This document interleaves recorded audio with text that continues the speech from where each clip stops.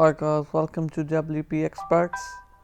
So today we are going to learn how to remove white screen of death WordPress error. This is an error which does not show where is our error, only show a blank white page. It does not load a website. So first of all, we need to know why white screen of death come. So there are be various reasons of this error, but mostly this happened due to some poorly coded themes or plugins. So first of all, we need to deactivate the all plugins to check the which plugin are creating a problem of white screen of death.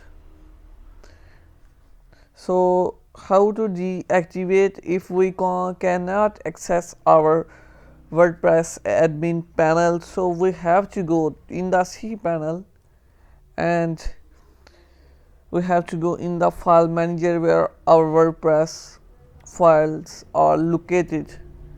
So here we need to go in the public HTML. So after going into public HTML, under go in WP content. After going to go in WP content, here we can find our plugins which are installed in our WordPress. So we have to rename it. We can write anything. I am writing plugins 1. So that's mean we have deactivated all plugins manually through cPanel. If your white screen of death gone, so it is sure you have successfully removed the white screen of death by deactivating plugin. Now you need to see the which plugin was creating problem. So if you change the name of plugins folder, so white screen of death remain same, so it's mean nothing wrong with the plugins. So we will rename it as its default. So now we have to open the themes folder. So change your active theme. You can download the theme, active theme, select the theme and download it from here. So and replace with other theme, so it will be okay.